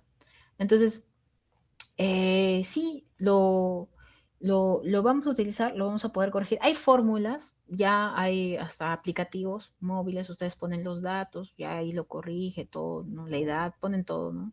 Entonces, para hollar la depuración de creatinina, ¿ya? Entonces, no es que esta les voy a tomar como tal, como un examen, pero sí es necesario que ustedes sepan por lo menos cómo hallo la depuración, ¿no? No me gusta dejar cosas para que puedan ustedes sacarlo con calculadora porque no se va a permitir en el examen, ¿ya? Pero sí por lo menos tienen que saber cuál es la fórmula, pues, ¿no? ¿Cuál es la fórmula para hallar la depuración? Eso sí es, ¿no? Eso sí es básico. ¿Ya? ¿Y cuál es el valor normal? ¿Ya? Muy bien. Entonces, eso es justamente lo que les estaba mencionando, ¿no? Entonces, la relación entre la velocidad de filtración glomerular con la creatinina plasmática, ¿ya? Entonces, no va a ser no, directamente proporcional, va a ser no, inversamente proporcional. Si nosotros vemos nuestra creatinina, acá es lo normal, no estamos hablando de 125, vamos a hablar de normalidad, de la normalidad. Entonces, la normalidad es que yo tengo una velocidad de filtración glomerular más o menos 120, 125, y mientras va aumentando mi creatinina, ¿verdad? Es lógico que mi velocidad de filtración glomerular también baje, ¿verdad? También baje. Pero si se dan cuenta, mi creatinina hasta un cierto punto va a mantenerse casi normal. O sea, mi creatinina en plasma. ¿verdad? 120, mira, está bajando mi depuración, yo estoy en 95 más o menos, ¿no? Y 90, y mi creatinina está subiendo poco, no ha subido mucho, está manteniéndose hasta el rango del valor normal. Entonces, tenemos que tener en cuenta que la creatinina, ¿no? Se puede mantener normal, o sea, la creatinina en plasma puede ver normal, puede estar normal al inicio, pero está fallando ya mi velocidad, está disminuyendo mi velocidad de filtración glomerular. Por eso es necesario hallar el clearance de creatinina, ¿ya? Por eso. Si no, simplemente utilizamos la creatinina. Si bien es cierto, la creatinina la utilizamos bien cuando o sea, vemos los resultados de los pacientes para ver la función renal, pero dense en cuenta que no es fiable, pues no me va a decir la realidad. Entonces, una creatinina de 1 me dice una filtración de 100, una creatinina de 2, 50, una creatinina de 4, 25, ya, pues acá 50, miren, 50, una filtración glomerular 50, pues ya este paciente tiene muy bajito pues, su filtración glomerular y recién ha subido en 2, mira, recién la creatinina está en 2, ¿ya? Ya de acá ni que hablar, pues, ¿no? Entonces, la velocidad de filtración glomerular ha de descender considerablemente antes de que pueda detectarse un aumento de creatinina plasmática en la sangre, ¿ya? Entonces, lo otro es el número de nefronas, pues, ¿no? Entonces, yo cuando pierdo, mira, pérdida del 50% de las nefronas funcionantes, no sé, por X motivo, me están muriendo mis nefronas, un problema prerrenal, renal, no sé, una infección, lo que sea, me está matando mis neuronas. Reducirá la velocidad de filtración aproximadamente solo el 25%, no llega al 50%. ¿Qué quiere decir? Que yo estoy perdiendo nefronas, pero hemos dicho que la velocidad de filtración glomerular es la filtración que se da en todas las nefronas, ¿verdad? En todas las nefronas. Entonces, pero yo he perdido el 50% de las nefronas, ¿no? Entonces, las otras nefronas, miren cómo tratan de suplir su función de las nefronas que han caído, ¿no? Que han muerto, ¿verdad? Entonces, ¿no? Entonces, solamente yo voy a reducir un 25%, pero no llego un 50%, ¿ya? Es por eso que una persona puede vivir con solamente un riñoncito. Un trasplante renal no trasplantamos 2 riñones, ¿no? Para que viva el paciente, un riñoncito suficiente. Tiene que cuidarlo, sí, pero es un riñón, pues, ¿no? Y ahí vamos a tener también fórmulas, ¿no? Para poder determinar la velocidad de filtración glomerular, ¿ya? Creatinina, esos son los valores de creatinina plasmática o creatinina sérica, 0.6 a 1.3 y clearance de 90 a 120, ¿no? Más o menos. Ya, entonces, vamos a tener fórmulas para determinar la velocidad de filtración glomerular, ¿no? Entonces determinamos, está rápido, ¿no? Cockcross-Gaulf, MDR4, cálculo de clearance de creatinina en orina. ¿Qué más se utiliza? Es esto de acá, MDR4, ¿no? Entonces, como les digo, no es que les voy a preguntar, que tienen que saber toda ¿no? Desde ahorita le aclaro, ¿no? Tienen que saber que existen, porque esto al final, chicos, esto está en los aplicativos, o sea, eso utilizamos, yo utilizaba en la parte del laboratorio para poder ver cómo está el clearance de creatinina del paciente, la velocidad de filtración de glomerular para compararlo con la clearance de creatinina que voy a obtener, ¿no? En vivo, con una creatinina con una orina de 24 horas. Entonces, ¿no? El que utilizamos es el MDR4, ¿no? Y hallo, pues, ¿no? La velocidad de filtración glomerular. ¿Y para qué? Me ayuda para ir al instante cuando estoy revisando, cuando estoy pasando visita, para saber, pues, ¿no? Cómo está el pacientito, pues, ¿no? ¿No? Simplemente necesito la creatinina en suero, de edad, si es mujer, ¿no? ¿No? Y si, bueno, si es una persona afrodescendiente, ya, pues, ¿no? Le multiplico también. Muy bien, entonces por eso patológicamente yo lo puedo, ¿para qué me sirve? Para poder ver, ¿no?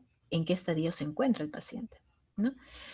Puede existir un daño renal con filtración glomerular normal, o sea, mayor o igual a 90, estadio 1, el pacientito todavía está filtrando, pero ya podemos ver un daño renal.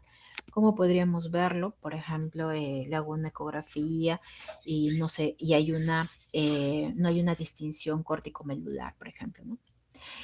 Daño renal ligero, 60-89, 30-59 y 15-29 y menor de 15. Esto se van a tener que aprender después, ¿no?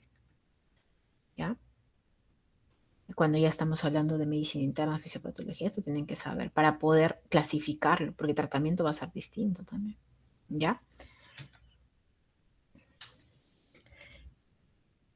Y la parte de la regulación, ¿ya? Esta parte es importante. Que era las 4:39. Tenemos hasta las 5:10, ¿no? El problema es que se han demorado mucho en entrar. Ya, bueno, tengo que seguir porque si no, no vamos a terminar. Ya. Entonces, la regulación de la filtración glomerular. Vamos a ver que la filtración glomerular, como les dije, va a depender del glomérulo como tal, ¿no? De la arteriola aferente y la arteriola eferente. Hemos dicho que va a depender de la presión arterial, pero también de las resistencias, ¿no? De la arteriola eferente y de la arteriola aferente. Vamos a tener nuestro primer caso. Por ejemplo, si yo aumento la resistencia de la arteriola aferente, aumento su vasoconstricción. Esta vasoconstricción me va a traer como consecuencia disminución del flujo del sanguíneo renal, ¿no? Y va a traer como consecuencia disminución de la presión capilar glomerular, porque disminuye el flujo, disminuye la presión capilar glomerular. Y disminuyo, por ende, esto se haga directamente proporcional. Si disminuye mi presión, hemos dicho que disminuye mi tasa de filtración glomerular. Ese es el primer caso. En el segundo caso es cuando yo hago vasoconstricción, o sea, aumento la resistencia de mi arteriola eferente. Acá yo voy a ver que como el flujo todavía está normal, o sea, acá no he hecho vasodilatación por si acaso, está normal, pero cuando yo disminuyo mi flujo, hago vasoconstricción acá, de todas maneras disminuyo mi flujo sanguíneo renal, ¿ya? Pero al hacer vasoconstricción voy a mantener mayor presión en el glomérulo, eso aumenta mi presión glomerular y ya hemos dicho que esto es directamente proporcional, aumenta mi tasa de filtración glomerular, ¿ya? Pero si esto es muy intenso, lo multiplico más o menos por 3, va a disminuir mi tasa de filtración glomerular, ¿ya? Lo otro es la disminución, por ejemplo, disminuye la resistencia de la arteriola eferente, ¿ya? Si yo disminuyo la resistencia de la arteriola eferente, quiero decir hago vasodilatación, acá voy a aumentar el flujo sanguíneo renal, porque estoy haciendo vasodilatación, ¿ya? Pero como estoy aumentando estoy generando vasodilatación, la presión que va a haber acá va a ser poca, no voy a tener mucha presión, ¿no? Entonces va a irse toda la sangre. Disminuyo, por ende disminuye mi tasa de filtración glomerular, cuando hay una vasodilatación, ¿ya? Por ejemplo, los inhibidores de la angiotensina, ¿ya? Los inhibidores de la angiotensina van a, de la angiotensina 2, los YECAS, van a generar, ¿no? Una vasodilatación de la arteriola eferente, ¿ya? ¿Qué más? Vamos a tener, por ejemplo, en el caso de, ya el último, cuando vasodilato la arteriola aferente. Cuando vasodilato la aferente, aumento mi flujo sanguíneo renal, ¿ya? Sí, porque va a pasar más sangre. Y esto, pero va a traer como consecuencia el aumento de mi presión capilar glomerular. Como va a aumentar el flujo, más flujo se va a filtrar también, ¿ya? Muy bien. Entonces voy a tener dos efectos. El efecto bifásico es justamente los que les mencionaba, ¿no? Si es que yo aumento la resistencia de mi arteriola eferente al inicio, ¿no? Voy a aumentar la tasa de filtración glomerular.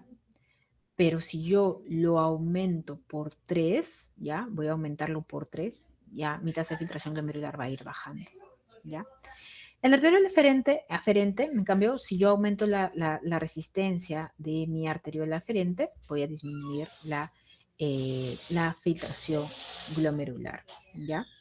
La resistencia de mi, claro, cuando aumento la resistencia de mi arteriola eferente, pues, ¿no? Aumento la resistencia y disminuyo mi tasa de filtración glomerular. El control nervioso, eso vamos a hacerlo un poquito más rápido, ¿ya? Control nervioso está compuesto por el sistema simpático y en el caso de la formación de noradrenalina. Si, por ejemplo, disminuye mi presión arterial, yo voy a generar noradrenalina y de la médula suprarrenal creo epinefrina. Y esos de acá van a generar una vasoconstricción, ¿verdad? Una vasoconstricción, ¿para qué? Para disminuir mi flujo sanguíneo renal, ¿ya? Porque hay una baja presión arterial. Y eso me va a traer como consecuencia una disminución de la tasa de filtración glomerular. ¿ya? Entonces, los efectos van a ser la noradrenalina, adrenalina endotelina, disminución de la filtración glomerular, la angiotensina 2, ¿no? Va a tratar de mantenerlo, el óxido nítrico y la prostaglandina, por lo tanto, aumentan porque son vasodilatadoras, ¿ya? Muy bien, entonces, el otro concepto es la autorregulación renal, ¿ya? La autorregulación renal, vamos a ver que se da básicamente para que el riñón no sufra daño. Eso es, simplemente. El riñón no debe sufrir daño. Y tenemos que, eso se va a dar siempre y cuando la presión arterial media se mantenga, no media, que me falta poner media, entre 80 a 180, ¿ya? Si es que se mantiene eso, vamos a tener la autorregulación, ¿ya? Si tengo menor, una presión menor a de 80, ya vienen los controles extrínsecos, se llaman, ya no la intrínseco, que es la autorregulación renal, ¿ya? No es perfecta, los valores de filtración glomerular y el flujo sanguíneo real varían ligeramente con los cambios de presión arterial, ¿ya? Entonces vamos a tener dos mecanismos. El mecanismo miogénico, que es, por ejemplo, cuando nosotros aumentamos la presión arterial. ¿Qué pasa cuando aumentamos la presión arterial? Los vasos sanguíneos van a comenzar a estirarse, ¿no? Los vasos comienzan a estirarse. Ese estiramiento de los vasos va a hacer que comenzamos a ingresar calcio a las células endoteliales y las células musculares. Entonces, este músculo liso se va a comenzar a contraer, aumenta la resistencia vascular periférica y eso disminuye el flujo por el aumento de calcio, ¿ya? El ingreso de calcio a las células, ¿ya? Si disminuye la presión arterial, la arteriola se relaja. Va a ser lo contrario, pues, ¿no? Disminuye la entrada de calcio, disminuye la resistencia vascular y aumenta el flujo, ¿ya? Eso es en caso de una disminución de la presión arterial, ¿ya? Entonces tenemos dos formas y es el mecanismo miogénico.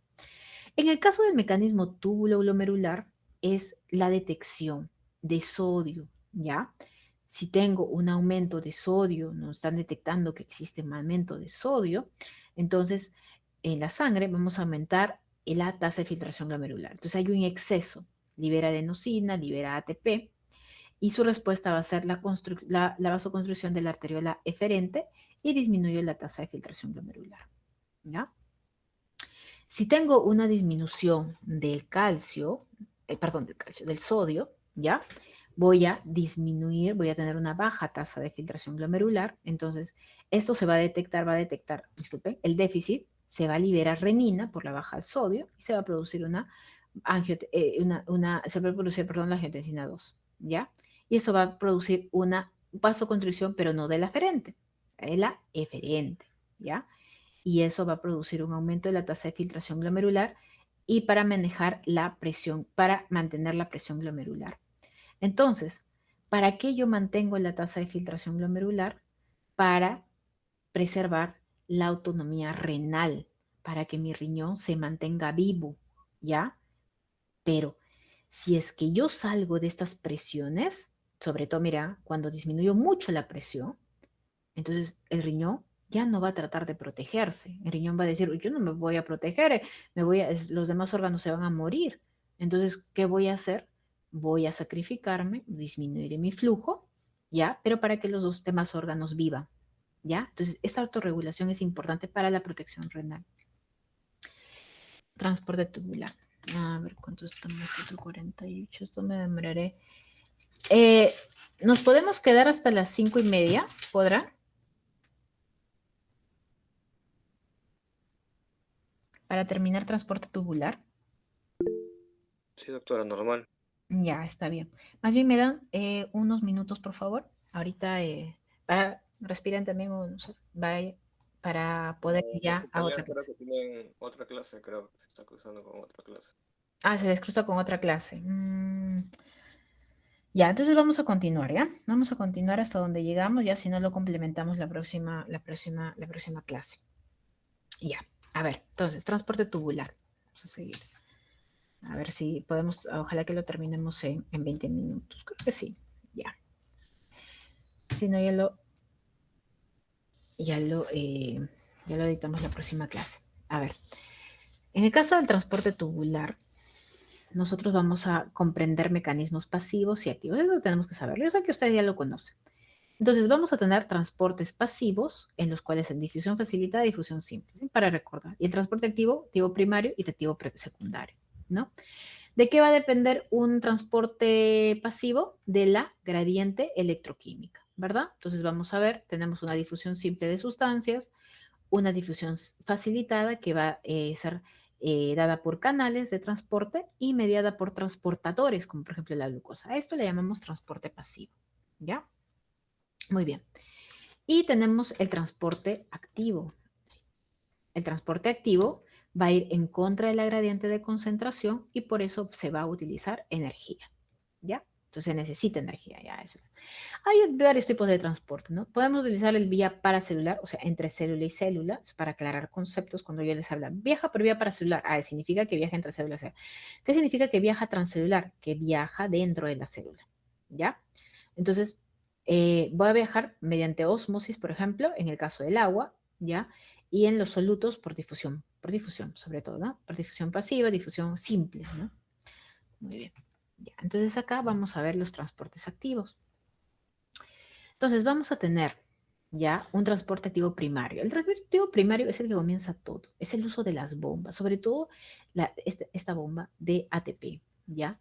Sodio, potasio, ATPasa. Este transporte activo es necesario. Esta me va a dar energía. Recién acá yo puedo tener un transporte activo secundario, un simporte, por ejemplo, ¿no? Un simporte quiere decir que yo ingreso una sustancia junto con otra sustancia. Por ejemplo, que ingreso sodio, ingreso alfa-cetoglutarato también, ¿ya? Y también tenemos un transporte terciario que es un antiporte. Saco, por ejemplo, alfa-cetoglutarato e ingreso oxalacetato, ¿ya?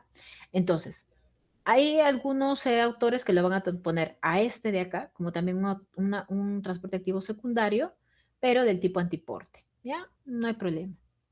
Entonces, lo importante es que sepan los conceptos. Entonces, activo primario, vamos a tener todo lo que tenga bombas de ATPasa para que me genere energía. Puede ser sodio-potasio, puede ser hidrógeno, hidrógeno-potasio, puede ser de calcio, ¿ya? Lo importante es que me genere energía. Y un transporte activo secundario es el que va a utilizar esa energía, ¿ya? Por ejemplo, cuando utilizamos la glucosa, ¿no? El transporte de glucosa, con el sodio, perdón, este es el primario, sodio, potasio, ATPasa, el glucosa con el sodio ya sería un transporte secundario, sodio y aminoácidos, por ejemplo, ¿ya? O un antiporte, ¿no? Un antiporte que es ingreso sodio, pero saco potasio, saco hidrógeno, ¿no? Entonces esa es la secreción activa secundaria, ¿ya?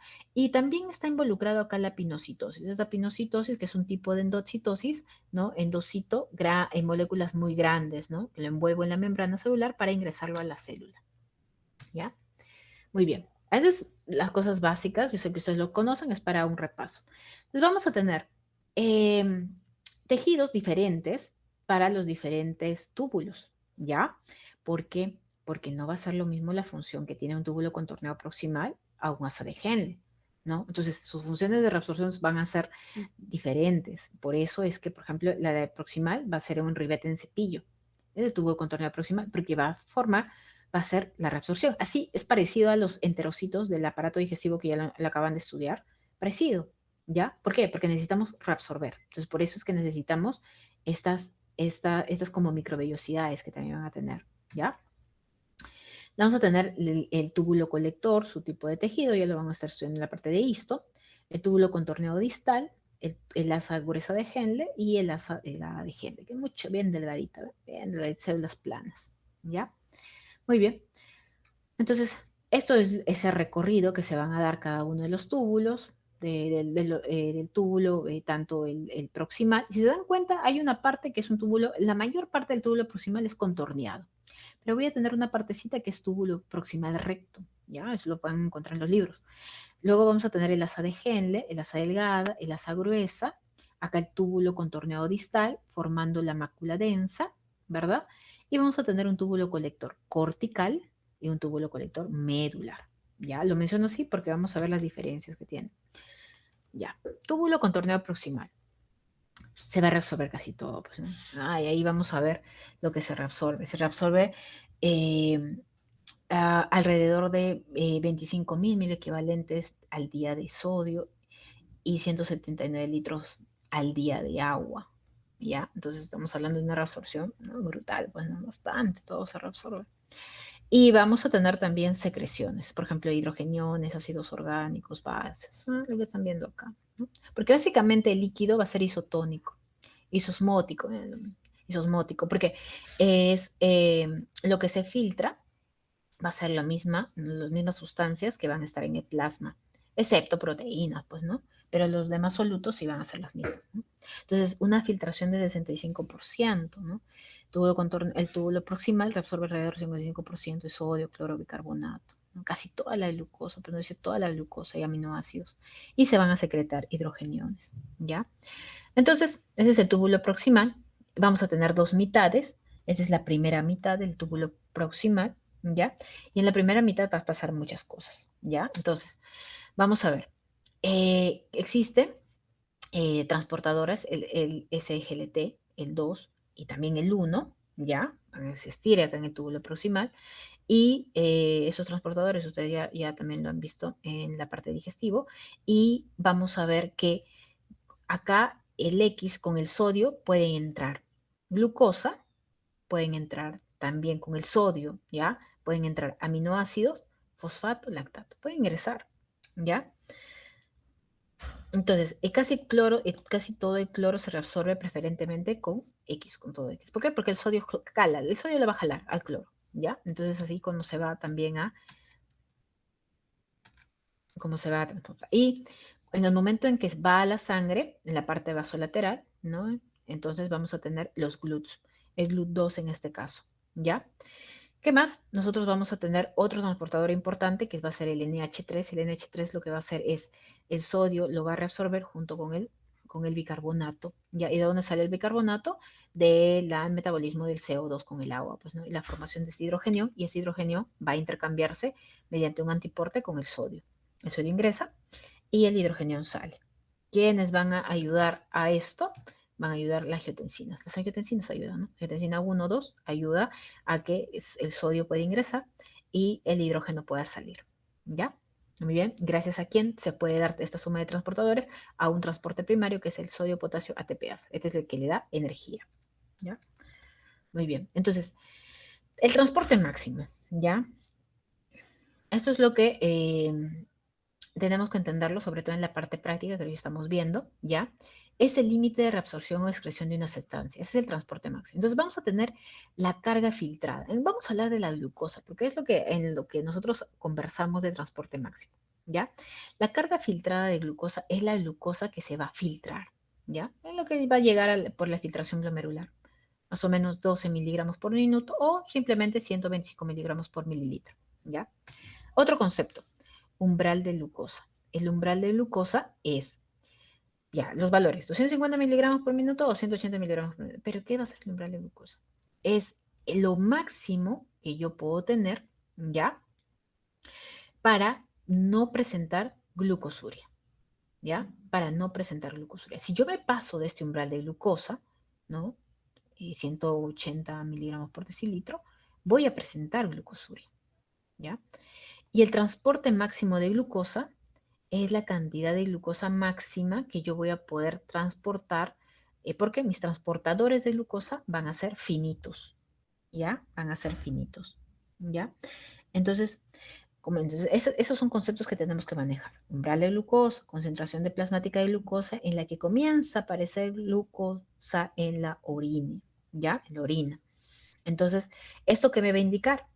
Que los transportadores de glucosa en los túbulos proximales han alcanzado, ¿qué cosa? Su capacidad máxima de reabsorción, ¿ya? Entonces, vamos a ver que existen, vamos a tener el SGLT1, el SGLT2, el SGLT2, perdón, y el SGLT1, los cuales vamos a ver que tenemos al inicio este transportador y al final en menor cantidad de SGLT1. ¿Ya? Este es un 90% de transporte y este es un 10%, ¿ya? Entonces la carga filtrada aumenta por encima de 375 miligramos por minuto. Entonces la glucosa dejará de reabsorberse en todas las nefronas, en todas. ¿Y qué va a aparecer? Glucosa en mi orina, ¿ya? Ya está. Entonces, el transporte máximo no solamente se va a dar en la glucosa, el transporte máximo se va a dar en diferentes sustancias, solamente que nosotros estudiamos la parte de la glucosa, ¿ya? Entonces, porque es por lo que es una parte de la sintomatología de la diabetes, ¿verdad? Entonces, ya, pues, ¿no? Entonces, la carga filtrada de glucosa, ya hemos visto, 125 miligramos por mililitro. Entonces vamos a tener una carga, ¿no? Y que esta carga filtrada va a tener un transporte máximo para reabsorberse. Y cuando ya deja de no deja de pasa ese umbral, simplemente yo lo voy a excretar, voy a comenzar a aumentar. Entonces, vamos a ver que hay transportes máximos de reabsorción y también va a haber transportes máximos de excreción, ¿no? De secreción, mejor dicho. Entonces, acá vamos a tener conceptos como el transporte de gradiente tiempo. Entonces, ¿qué quiere decir? Por ejemplo, en el caso del sodio, en el túbulo proximal, a mayor sea la concentración de sodio, ya, mayor será su reabsorción. ¿Ya? Entonces, mayor cantidad de sodio, mayor su reabsorción. Mientras más lento sea el flujo en el líquido, acá es el líquido tubular, en el líquido tubular, mayor será el porcentaje de sodio que pueda reabsorberse. ¿Ya? Entonces, si el líquido tubular está pasando lento, le da tiempo al sodio para poder reabsorberse. Eso significa el transporte gradiente tiempo. ¿Ya? Y el transporte máximo de la bomba de ATP a sodio-potasio suele ser mucho mayor que la intensidad de reabsorción neta de sodio. ¿Ya? Entonces, la que me va a ayudar más va a ser la bomba sodio-potasio ATPasa. ¿Ya? Y aquí están las sustancias, como les mencionaba, filtración, la carga filtrada de glucosa, lo que se va a reabsorber, lo normal, lo que se tiene que excretar es 0, y el porcentaje va a ser de 100, ¿no? Entonces, las demás sustancias sí, lo puedo eliminar, pero bicarbonato, reabsorbo casi todo, pero también queda un poquito, y sodio, ¿verdad? Un poco de sodio, 1000 equivalentes por ahí, ¿no? Entonces, y la creatinina, ¿no? La carga filtrada es 1.8. Reabsorbida, no debo reabsorberlo, porque esta lo estoy utilizando para que hemos dicho, para dar la velocidad de filtración glomerular, ¿verdad? Entonces no puedo reabsorberlo. La cantidad excretada tiene que ser la misma, ¿no? Pero hemos dicho que se secreta un poquito, sí, puede secretarse un poquito. Ya, pero ya, desconsiderando que no consideremos eso, 1.8. Entonces el porcentaje de cantidad, carga filtrada y reabsorbida es 0, de creatinina. ¿Ya? Entonces cada molécula va a tener su cantidad filtrada y su cantidad excretada. ¿Ya?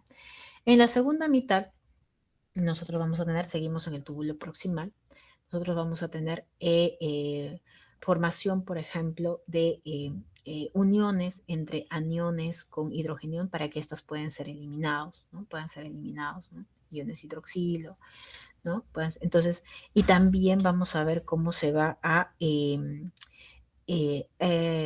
reabsorber el cloro con el sodio. Siempre van juntitos por carga, cloro, sodio, y el sodio va aumentando acá, y el cloro por gradiente electroquímico lo jala. El negativo va al positivo, ¿no? Siempre jala. Entonces, mediante transporte paracelular se da este movimiento.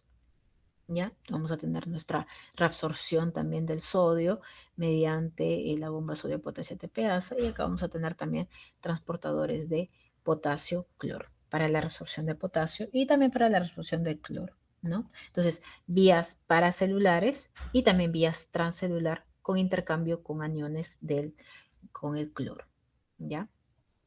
Entonces, acá, en el caso de los líquidos, vamos a ver que se va a reabsorber, ¿no?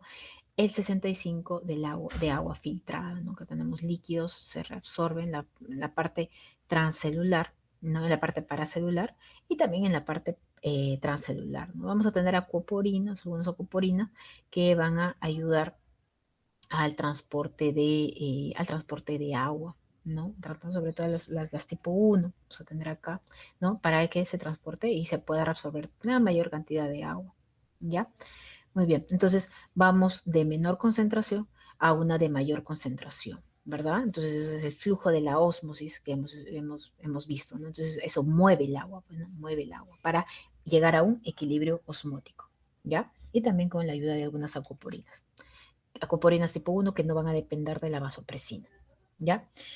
El otro concepto importante es la reabsorción, por ejemplo, de algunos aminoácidos que se han escapado. Alguna albúmina que dijo, no, conmigo no va a poder la barrera de filtración y se escapó. Ah, ya, pero no contaban que también en el túbulo proximal vamos a tener mecanismos para la reabsorción, ¿ya? De estas proteínas, ¿ya? Entonces, no debería haber muchas proteínas que se deban eliminar, ¿no? Entonces, proteínas filtradas, pocas, pero vamos a ver que proteínas filtradas es igual a la velocidad de filtración glomerular por las proteínas del ultrafiltrado. Bueno, entonces, las proteínas, casi todas las proteínas filtradas, entonces si es que se filtra, deben reabsorberse, pues no, la orina carece básicamente de proteínas. ¿Y cuándo se filtrará? Más o menos 7.2 gramos por día. ¿Por qué? Porque las proteínas que se filtran básicamente hemos dicho que la cantidad de litros al día que se va a ir filtrando es de 100 litros, 180 litros por día, no de proteínas en general, pero las proteínas que pueden ir escapando son de 40 miligramos por litro. Entonces, al día yo voy a tener 7.2 gramos por día de proteína, un poquitito, ¿ya? Y cuando pasa, nosotros vamos a tener mecanismos, ¿no? Mecanismos para poder ayudar a la reabsorción de estas, como por ejemplo, primero el complejo megalina-cubilina, ese complejo megalina-cubilina que primero lo vamos a ver acá. Entonces, en el túbulo contorneado proximal, al inicio vamos a tener esta cubilina-megalina, que son proteínas de membrana, que van a comenzar se une la proteína, van a captar la proteína y al captar la proteína se las van a endocitar junto con ellas, las endocitan en una vesícula, van al lisosoma y las degradan, ¿ya? Y al degradarse, estas regresan regresan hacia la sangre. Entonces, regresan, perdón, hacia el túbulo, ya, regresan hacia el túbulo. Y esos ya tenemos fragmentos, como en este caso, mucho más pequeñitos, aminoácidos, que después, o sea, en el momento que sigan pasando por el túbulo, van a ser reabsorbidos, ¿ya? Entonces, una parte de esos fragmentos van a ser secretados y otra parte aquí mismo se reabsorbe. No sé si se reabsorbe, ¿ya? Muy bien. Entonces, si hay fragmentos que no son unidades estructurales de las proteínas, los puedo desechar también, pues, ¿no? Lo puedo desechar. Ya, entonces, es una vez la megalina cubilina. Ya. Y el otro mecanismo es el receptor neonatal, la fracción constante del receptor neonatal, ¿no? Entonces, acá voy a tener, ¿no? Acá tenemos, ¿no? Ese es el complejo megalina-cubilina y este es otro, ¿no? Entonces, ¿qué tiene? Acá tenemos en la luz, se pasó la albúmina, esta es la luz, ¿ya? Esta es la luz tubular, el tubular, y acá vamos a tener la albúmina que se fue. Entonces, tengo unos receptores que son la fracción constante de receptor neonatal y va a endocitarse junto con la albúmina, ¿no? Y esto de acá va a entrar por transitosis, ¿ya? Entra por transitosis y puede dejar la albúmina directamente al capilar peritubular. Se lo lleva, ¿ya? O simplemente lo puede endocitar y lo degrada, ¿ya? Y lo va degradando y lo elimina para ser eliminado por la orina, ¿ya? Entonces son dos mecanismos.